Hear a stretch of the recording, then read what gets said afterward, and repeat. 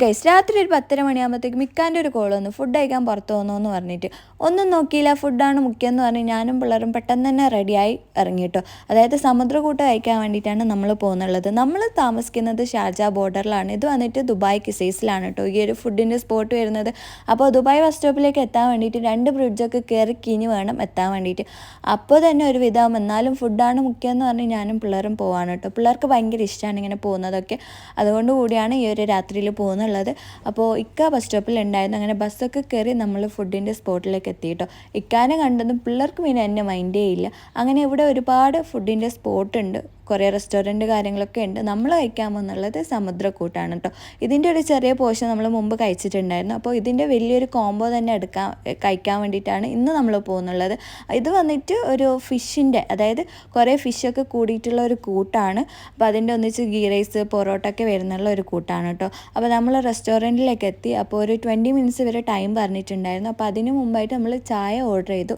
ചായ ഇനി ഏത് നട്ടപ്പാതിരാക്ക് കിട്ടിയാലും കുടിക്കുന്ന 2 ആൾക്കാരാണ് കേട്ടോ, ഞാനും ഇക്കാവും.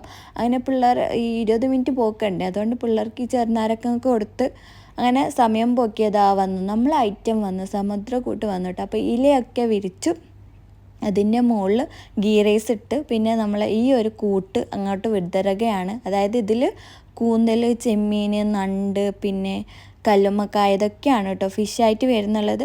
കുറേ തക്കാളിയൊക്കെ ഇട്ടിട്ടുള്ള ഒരു നാടൻ ഒരു കറിയാണ് കേട്ടോ ഇത് വന്നിട്ട്.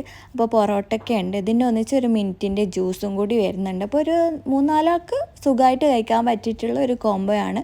അപ്പോൾ നമ്മൾ വയറ് നിറച്ച് നല്ല രീതിയിൽ കഴിച്ചു. മിൻറ്റിൻ്റെ ജ്യൂസൊക്കെ കുടിച്ചു. കുറച്ച് സമയം അവിടെ സൊറ പറഞ്ഞിരുന്ന് അങ്ങനെ ഞാനും ഇക്കാവും പിള്ളേരും കൂടി അവിടെ നിന്ന് ഇറങ്ങിയിട്ടോ.